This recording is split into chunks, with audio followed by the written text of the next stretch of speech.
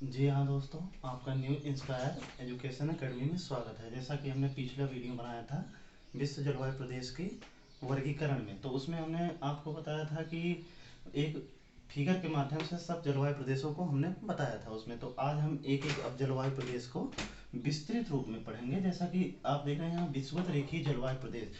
जो विषुवत रेखीय जलवायु प्रदेश होता है 0 से 10 अंश के बीच नॉर्थ से साउथ के बीच पाया जाता है।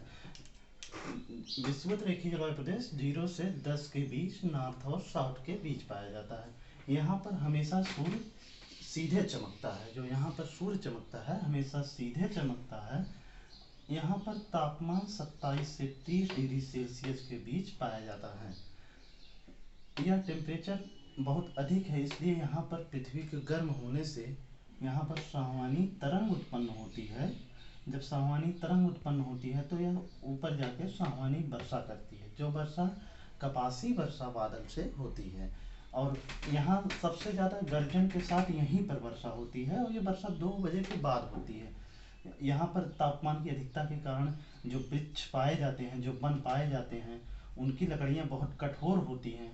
और यहाँ पे जो वन पाया जाता है उस वन को उष्णकटिबंधीय वर्षा वन तथा सदाबहार वन या विषुवरेखीय वन पाए जाते हैं। उस वन में लकड़ी जैसे रबर है, ताड़ है, एगोनी है, महोगनी है, सिनकोना है, नारियल है, रोजवुड है आदि प्रकार के वृक्ष पाए जाते हैं। इनकी लकड़ियाँ तापमान से बहुत कठोर होती हैं, और ये इतने सघन होते हैं। यहाँ तापमान की अधिकता के कारण ये लकड़ियाँ इतनी कठोर होती हैं, और ये सूर्य की किरणें पाने के लिए अपनी लंबाई को इतनी ऊंची बढ़ा ले जाती हैं। ये लगभग इनकी लंबाई 40 से 50 मीटर तक की होती है। ये 40 से 50 मीटर तक की इनकी लंबाई होती है, और ये इतने घने होते हैं कि यहाँ मतलब जो पानी होता है, पानी नीचे नहीं गिर पाता है। जब बारिश होता है पानी नीचे नहीं गिरता है, तो ये ऊपर से जब बारिश होता है तो एक वृक्षों के ऊपर से ऐसे मतलब प्रतीत होता है जैसे कोई एक नदी बह रही है। नदी जैसे, इसे हवाई सरिता कहते हैं, एरियल ड्रिफ्ट कहते हैं। ये एग्जाम में बार बार पूछा जाता है कि एरियल ड्रिफ्ट किस जलवायु प्रदेश में पाया जाता है या किस वन में पाया जाता है। तो उत्तर होता है उष्णकटिबंधीय वर्षा वन या सदाबहार विषुवत वन। और यहाँ मतलब इतने घने होते हैं ये जंगल कि यहाँ पर लताओं और बारिश की वजह से लताएं और एपीफाइट जो भी होते हैं यहाँ पर उत्पन्न होते हैं, और ये इसलिए और घने हो जाते हैं। और यहाँ पर इसका जैसे जैविक भार जो है या पारिस्थितिक तंत्र है या जैव विविधता बहुत सब वनों से बहुत अधिक होता है।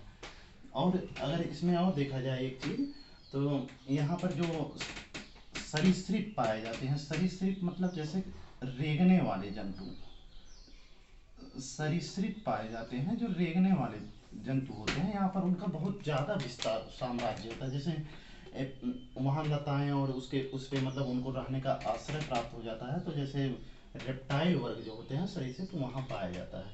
और बात करते हैं तो इन वनों की जो विशेषताएं हैं, इन वनों की लकड़ियाँ कई प्रकार के होते हैं। एक ही प्रकार की लकड़ियाँ एक साथ नहीं पाई जाती हैं।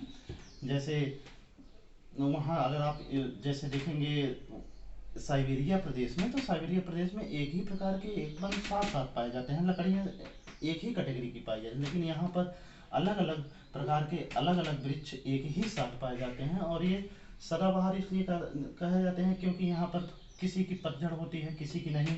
तो इससे ऐसा लगता है कि ये सब एक ही साथ मतलब पूरे पूरे और इस प्रदेश में जो मिट्टी पाई जाती है वो लैटेराइट मृदा कहलाती है।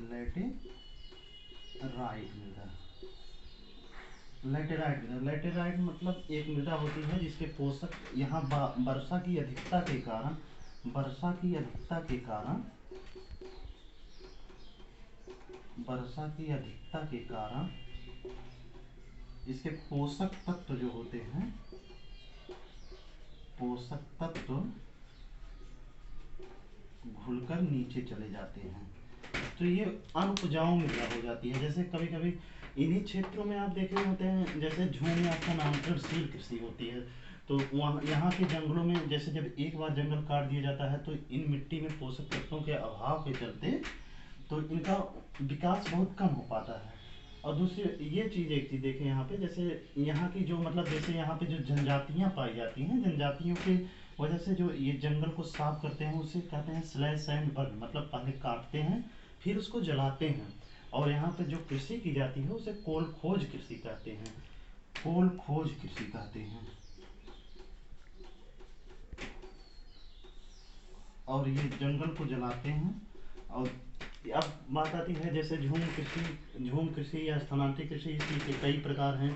अन्य अन्य देशों में कई नामों से जाना जाता है, जैसे लोगन है, पश्चिमी अफ्रीका में जाना जाता है, मिल्पा मैक्सिको में कहते हैं इसे, रे वियतनाम में कहते हैं, कोनको वेनेजुला में है कहते हैं, तुग्याल है म्यांमार में है, चेन्ना श्रीलंका, और थमराई है थाईलैंड।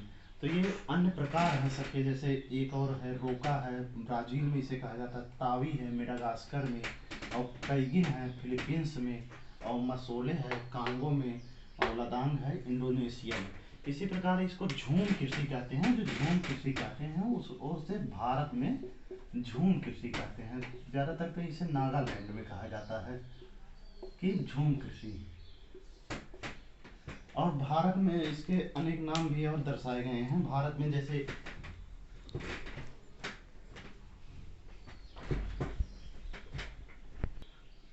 जैसे इसके और नाम अलग अलग दर्शाए गए हैं। जैसे भारत में और नाम है इसके का,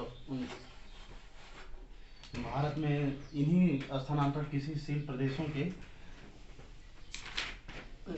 प्रदेशों के अलग अलग नाम हैं। जैसे आता है एक ये आ जाता है जैसे वेवर और दहिया, वेवर और दहिया, ये मध्य प्रदेश में है। ये झूम कृषि के ही प्रकार हैं। ये मतलब अलग अलग राज्यों में अलग अलग नाम जाया जाता है।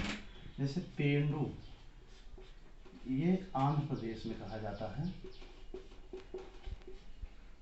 बत्रा राजस्थान में कहा जाता है।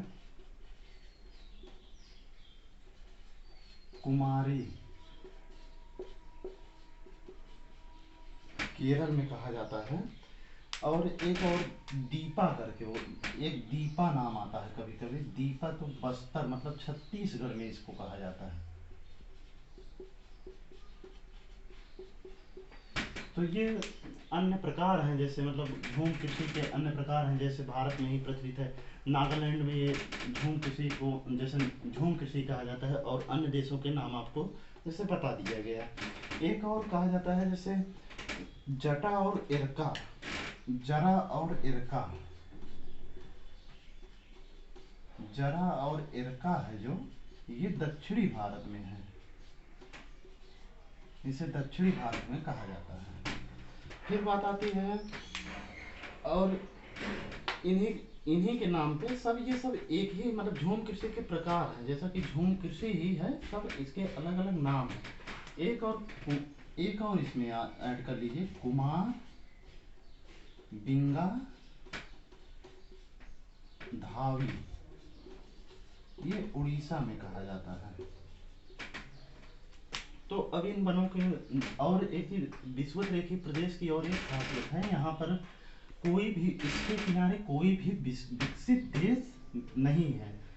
पूरे विषुवत-रेखीय प्रदेश की बात की जाए यहाँ से यहाँ तक, तो इसके बीच में कोई कोई विकसित देश नहीं है, क्योंकि यहाँ परिस्थितियाँ प्रतिकूल होती हैं, इसलिए कोई विकसित देश यहाँ पे नहीं है। अब इसके बाद मतलब हम लोग मतलब विषुवत-रेखीय जलवायु प्रदेश पढ़ चुके हैं। विषुवत-रेखीय जलवायु प्रदेश में जो भी महत्वपूर्ण था उसे बता दिया गया है। अब अगली बार हम लोग पढ़ेंगे विषुवत-रेखीय जलवायु प्रदेश के बाद जो भी आता है 10 से 30 के बीच में, 10 से 30 के बीच में जो भी प्रदेश आता है, जैसे चीन तुल्य है, और सूडान तुल्य है, और यहाँ पर मरुस्थली है। तो ये सब हम अगले वीडियो में आपको ये सब के प्रदेश की विशेषताएं, कौन से वन पाए जाते हैं, कौन सी मृदा पाई जाती है, और वर्षा कहाँ अधिक होती है कहाँ कम होती है, इसको हम अगले वीडियो में बताएंगे। Thank you.